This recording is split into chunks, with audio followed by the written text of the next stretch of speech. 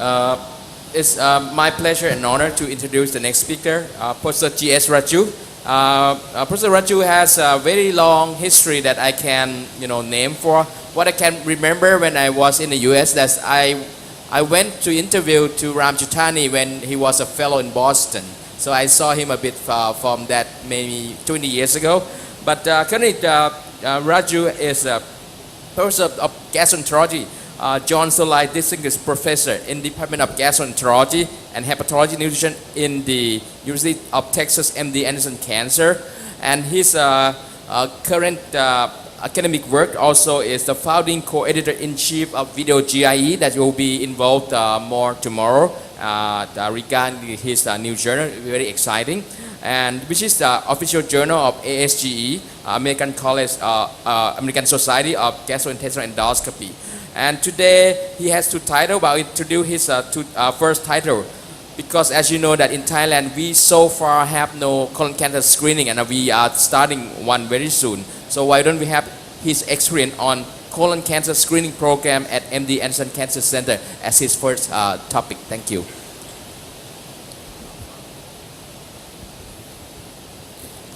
Thank you, Rangsan. Thank you all for being here. Being from India, I feel like running out and having fun in the rain, actually. I don't know how many of you would like to have the same thing. What I would like to do is I want to share a little bit of what we are doing at MD Anderson Cancer Center. And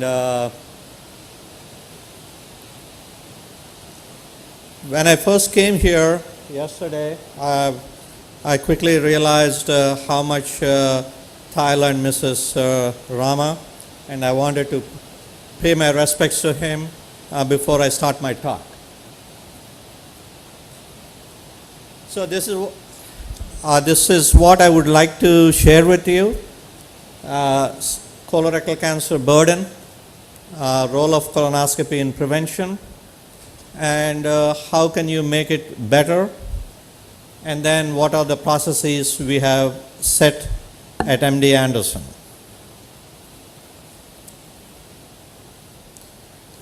So it's important to have some metrics. This cancer takes about 50,000 lives every year, and 150,000 develop cancer every year, even now in the United States, despite a relatively robust screening program for over 15 years. This is the most preventable cancer, second most cause for cancer death, and third most in terms of new cancers that develop if you take into account breast, lung, prostate. About 1 in 25 men or women are at risk for colorectal cancer. And fortunately, the good news is, if you track over a period of time, the number of cases of new colorectal cancers are coming down. So that's good news. So let's talk about how to prevent colorectal cancer. We heard from Rangsan about using a screening method first and then doing a colonoscopy in somebody who is at high risk for colorectal cancer. In the United States, colonoscopy is the preferred method for colorectal cancer. So when somebody goes through a colonoscopy, depending upon where they are in the stages of development of colorectal cancer, as an endoscopist, we can do several different things. If you find it late stage, an endoscopist can only palliate and make their time a little more enjoyable so that they don't have to suffer with the colonic obstruction.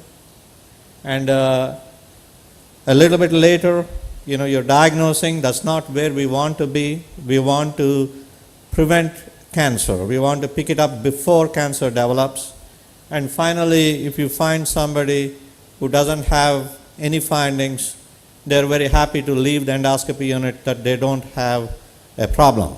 So you can reassure. And life reassurance means a lot to a lot of people. Let's talk about how effective is colonoscopy. Over the last 20-25 years, we have learned that colonoscopy has two important effects. One, it reduces the incidence of colorectal cancer. Number two, it reduces the mortality from colorectal cancer. These are two important points to keep in mind. But when you look at the effect on the right versus left side, it's a little bit different. It is more effective on the left side compared to the right side. And that's where we struggle as endoscopists to cut down that colorectal cancer on the right side.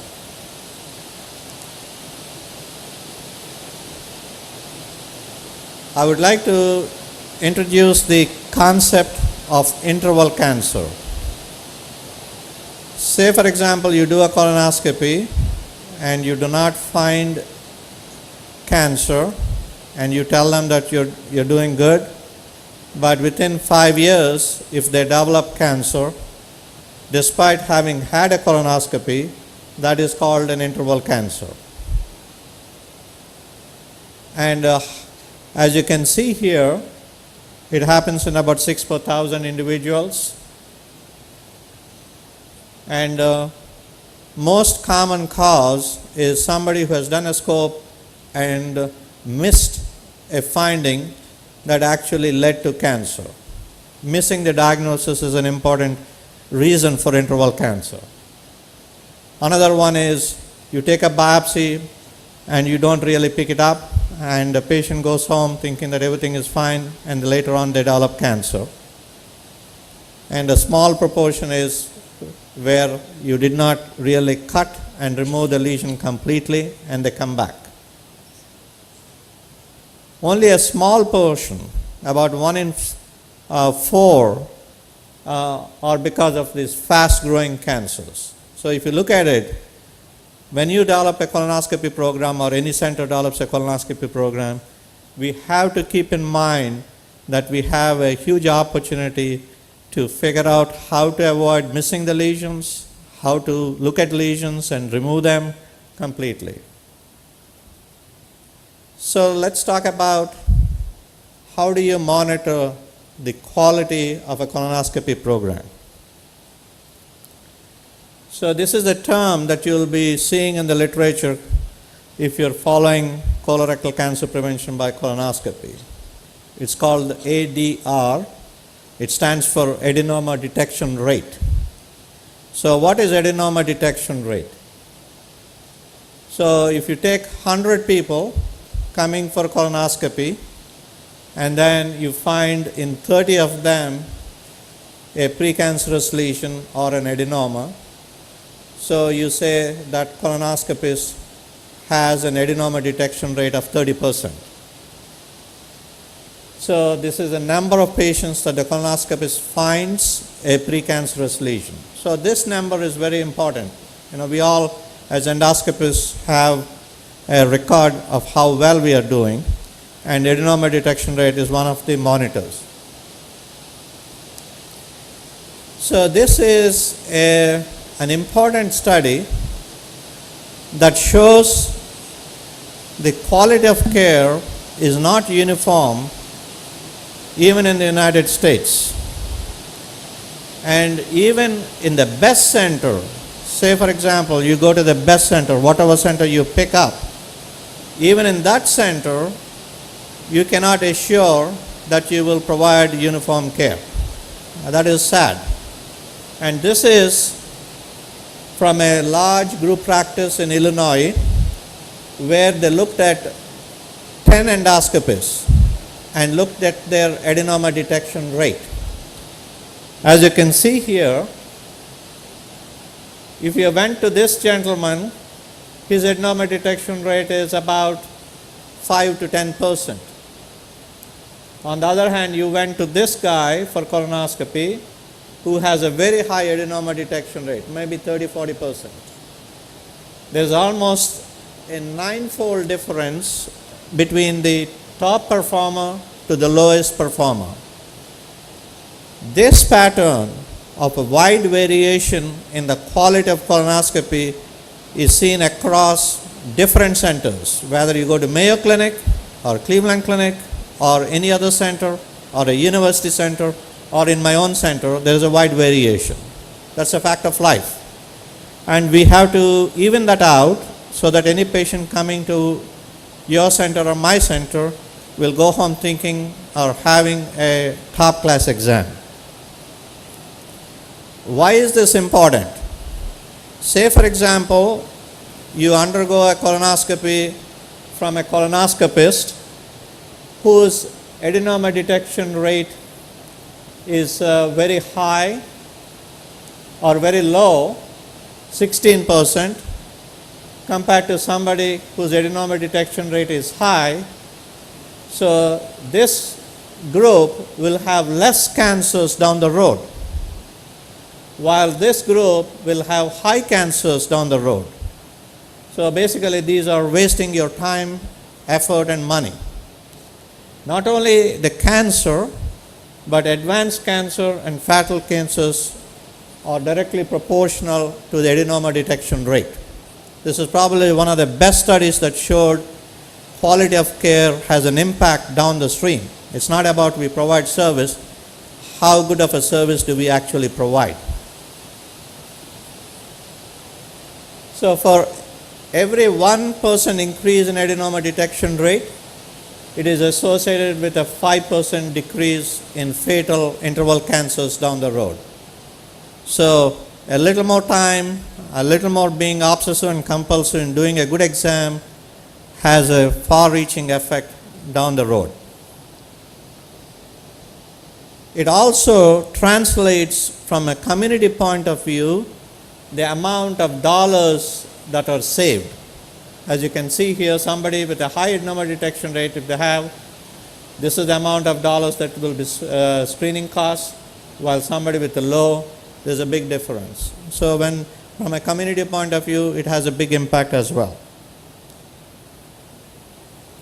One thing that has been shown consistently is when you do a colonoscopy, you go all the way to the cecum and then you come out.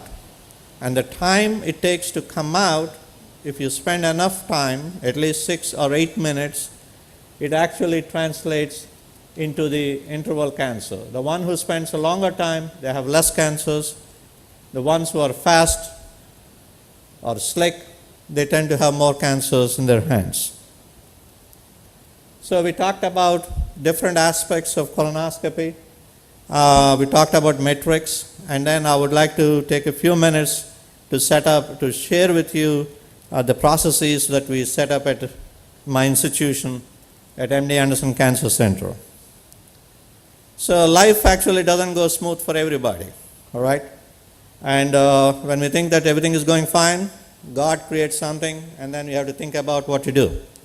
So this is the first medical school in Texas. This is the University Texas Medical Branch in Galveston. And for those in Texas, everybody knows what is Old Red Building is. This is Old Red Building that was more than 130 years old. And this houses the anatomy lab for the medical students and other museums. And I really admired this building every weekend when I went to work. And if I reflect on my time here, I want to share with you a few things. Are there medical students here? Any medical students? Residents? All right. Make sure you read this book. If you have not already read this book, this is a book by Atul Gawande. He is a surgeon at Brigham and Women's Hospital. He talks about how you can improve the quality of care. It's making things better. That's the title. And I read this book, and it actually made a big impact on things I did in Galveston. So one thing that he says is you measure to make a difference. Whatever you do, in your daily life. If you measure and you keep a book on, and then you can look back, you can make a difference. Whether it's weight training or running or whatever, you all measure, right? So that's the key thing. So when I was in Galveston, we decided in early 2000, we had about 25% suboptimal colon prep. If you don't have a good prep, you have a high risk of developing colon cancer in those patients because you miss the polyps. So we made a series of changes in our prep, and by 2005, in 5 years, we cut down the suboptimal prep to less than 2% by using a split dose and a few dietary changes. And those of you who are interested in process improvement should also read about Edward Deming. And he talks about this Plan, Do, Check, Act. It's a series. And if you think about Japan, post-war Japan, how Japan actually caught up after a great devastation of the Second World War, Deming has a big influence on Japan's industry. So the same thing could be applied in medicine. So things were going well. In 2008, we had a big storm that actually put Galveston underwater. And then I came to MD Anderson Cancer Center. Thanks to John. John was kind enough to recruit me after Hurricane Ike. And this is MD Anderson, who actually was responsible for the institution. Sometimes it's, if you, for those of us who are brought up in Asian Orient, we believe the value of good money. And I personally think that his money, whatever, I think is probably is almost like gold, because what MD Anderson is now in 75 years started with his money. So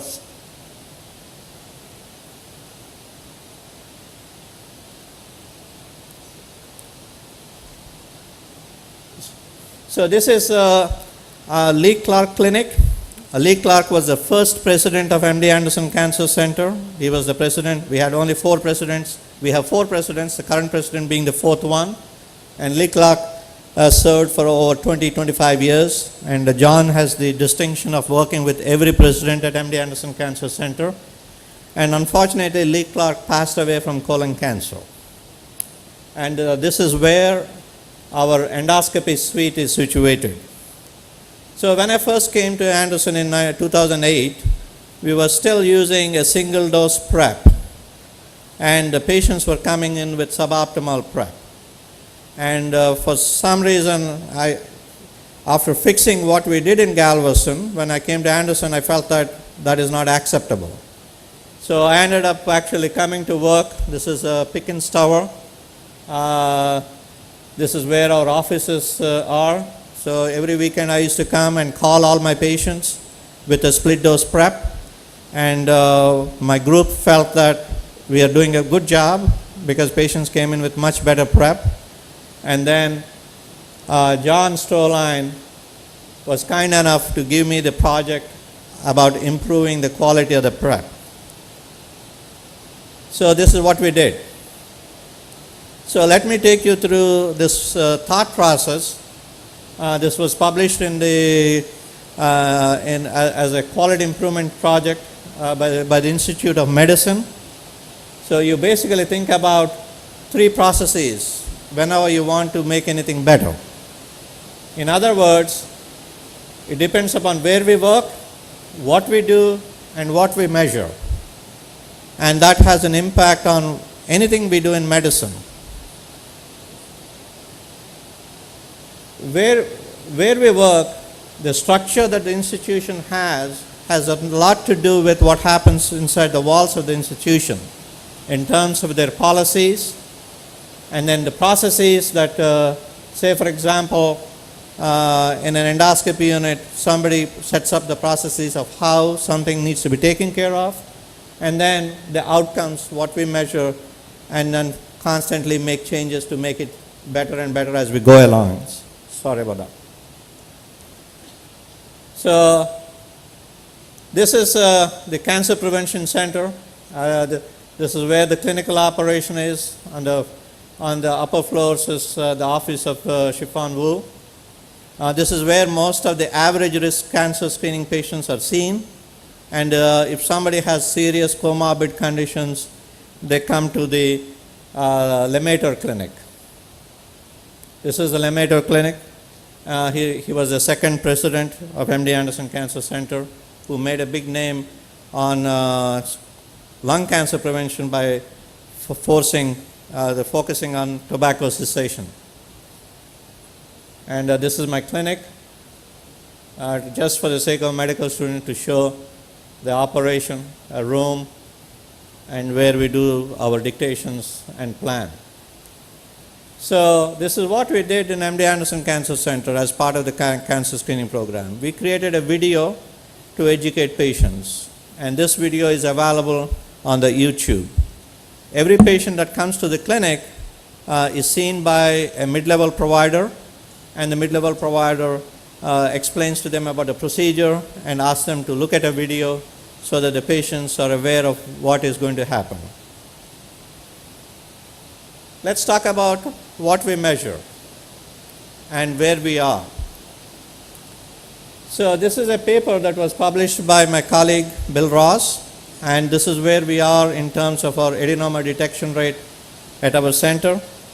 Our adenoma detection rate in men is about 50%, in women over 30%. These are all so-called average risk screening. These are not high risk group. And then the serrated lesion detection rate is about 10 and 7%. If you look at it, part of the problem when you want to set up a process and you want to follow, manual methods take time. For every record somebody needs to manually enter, there's going to be an error. So we came up with the idea about natural language processing to manually report adenoma detection rate. So if you look at it, if you have a nurse look at it and manually enter, for every record it takes about 5 minutes.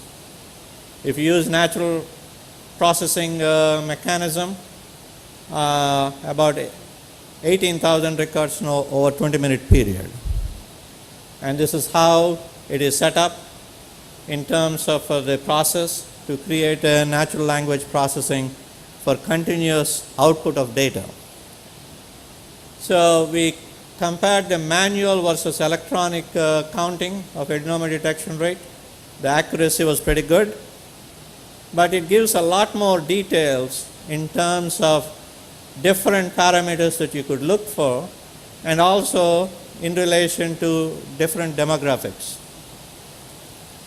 As you can see here, we can find out adenoma detection rate in white males, black females, Asian females, by the race, age, gender, plus their weight as well. So let's talk about what we do from an endoscopy point of view.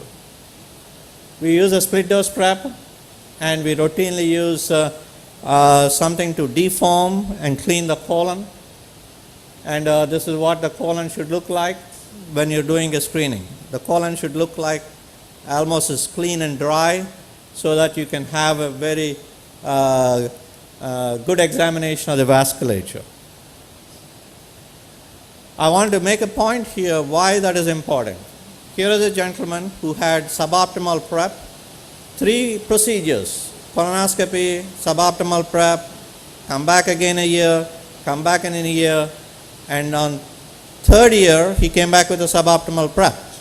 So we prepared him in the endoscopy suite, cleaned him out again, and then we did the procedure. You see this depressed lesion with cancer in there. As you can see here, that's the flat lesion with cancer. So this patient could have been salvaged if we did an excellent prep on day 1. And the patient could have avoided surgery. So we lost about 3 years of time. So let's talk about a couple of things that I do. I always start my procedure with a cap, and I feel that the cap actually increases the adenoma detection rate. And I also make it a point to flush and dry up the colon as I'm going into the cecum. And this actually helps, as you can see here. Here is a case of bubbles, cleaning it out, flat lesion. So something to keep in mind for those of you who do endoscopy or training to become endoscopists. And it's also important to take time to dry up the colon and examine the walls, because the flat lesions are not going to project into the lumen. They're on the walls, and you need to get to the wall to really find the lesion. And as we spend quite a bit of time to wash and dry up the colon, and as we come back, you will appreciate a couple of flat lesions just as we come out of the cecum. Here is a flat lesion, a large one here, and another one here, another flat lesion. So these are sessile serrated adenomas, and if you overlook them, those are the ones that could lead to a cancer, and those are the interval cancers that you want to avoid. Another point that I want to share for trainees is when you reach the cecum, you want to reach the cecum in a very short, straight scope. And I tell my trainees that once you reach the cecum, you should be able to rotate the scope with ease in a 360-degree rotation. And if you're able to do that, that means you have better control on your scope. And when you have better control of your scope, you can actually examine the walls nicely as you're coming back. So this is one thing that I insist all my trainees to practice, so that they get to the cecum with a short, straight scope, maybe 60, 70 centimeters, even in people who are tall in America. The other point that I say is, when you go to the cecum, we try to take some pictures. Take the ileocecal valve, appendix, or whatever, but I insist that they should go in and kiss the appendix. The reason I say that is, I've seen several sessile serrated adenomas very close to the appendix. As you can see here, this is not a bad picture. And as we come down here, here is a sessile serrated adenoma. So something to keep in mind. The other thing is, when I was training, as a trainee about 25 years ago, at that time my mentors told me to come out keeping the scope in the center of the lumen. This is good for picking polyps that hang into the lumen, but not so when they're flat. And if they're flat, you can check them if you're close to the wall. And let me show you a couple of examples. As you can see here, this is the cecum, and then coming back, looks okay, but you go back and redo the same thing, and as you come back, behind this fold, as the fold opens up, you see this large sessile serrated adenoma. See that? It becomes bigger and bigger as you watch. So something that is very easy to miss. The London group has shown us that if you actually change the position from left lateral to supine, you allow the sigmoid and descending colon to open up, and so that an opened up colon allows us to pick up more adenomas. This is sometimes very difficult when you're doing it with anesthesia, but something to keep in mind. And finally, pattern recognition. I think the US endoscopists have learned a lot from Japan and the Orientals in detecting flat lesions. And this was a study that was published in Gastroenterology from Galveston. And in Galveston, one of the Japanese endoscopists visited, and he was watching a US endoscopist. And as you can see here, when you have a US plus Japanese endoscopist, he was able to pick up more lesions than US endoscopist alone. Part of the problem is pattern recognition and the mindset that actually changed thanks to Roy Sutikno's article in JAMA. So here is a flat lesion, and the way to detect is you look at these vessels. These are nice vessels arborizing from one end to the other end. But if you look at the same vessels, they break. And whenever there is a vessel break, you should be thinking about a flat lesion. So I try to highlight the point that I'm trying to make, arborization of vessels and the breaks, to make you think about flat lesions. And let me show you one interesting case here. So here is a vessel that is stopped. Here is a vessel that stopped. There's a small white area. And I wish I actually injected indigo carmine. At that time I just injected saline. And as you can see, once we inject and lift the lesion, you can actually see subtle changes here. And what we did was, you see those pits are a little bit bigger than this area. You can watch that very closely. So when you see this, you wonder about a pre-malignant pathology there. So we went ahead and did the resection instead of a biopsy. And once we resected, and I was pleasantly surprised to see the pathology. I'm going to show you the pathology in 1 second. Sessile serrated adenoma. So very subtle, but I think if you spend time, you'll find these lesions. So finally, as a team, it's very important to put a comprehensive report so that the group can benefit from recording all the details for research purposes. I do have a YouTube channel, and one of my passions is colon cancer prevention. So whenever I see something and I say to myself, man, I almost missed this, I try to record that and put it on the YouTube channel so that others could benefit. And this I've been doing for the last 4 or 5 years. And I want to share with you something beautiful here. This is one of the best videos that I've seen ever made in 75 seconds. This is the history of MD Anderson Cancer Center. I can't play the music from here unless from the back they can play. So this is Lee Clark starting 75 years ago, recruiting some of the top talent in the country, starting their breast cancer program, isolation units, and then politicking with the president to get premier access for MD Anderson Cancer Center, radiation therapy.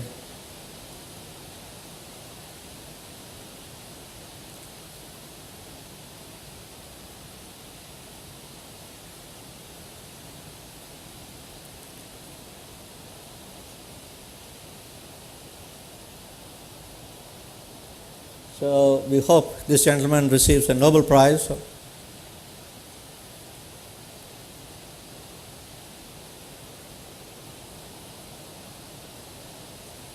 Thank you.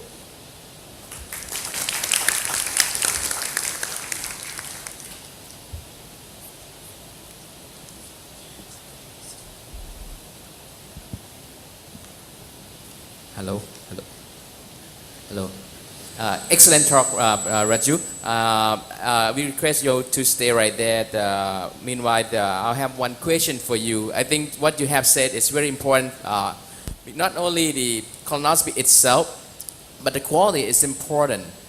In your center, how you train your trainee and also even the attending to improve their ADR or try to push them up to that certain ADR, you say 30% or something.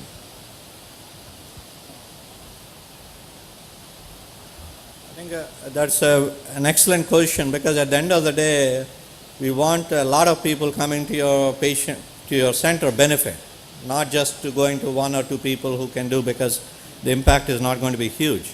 So we have done a few things. The first thing is to work so that the instructions to the patients are very clear cut. So if you have excellent prep, you're going to pick up more. So in order to do that, we actually worked with the patient education section or department and created clear-cut instructions that were actually vetted by the group. The whole group actually looked at it and said, okay, these are clear-cut instructions, and we created a patient education brochure both in English and Spanish because we do have a lot of Spanish patients in Texas. The second one is the the provost has a funding mechanism. So he gave about $20,000 for us. That was in 2010. And we decided that we wanted to create a video, a series of videos explaining about colon cancer, about colonoscopy, preparation, and then recruited survivors of colon cancer to talk about their experience. And that video, we actually, at least the preparation part of the video, is used in the clinics so that patients actually realize that. So we try to tell them, to make it easy for them about the split dose. We say it is a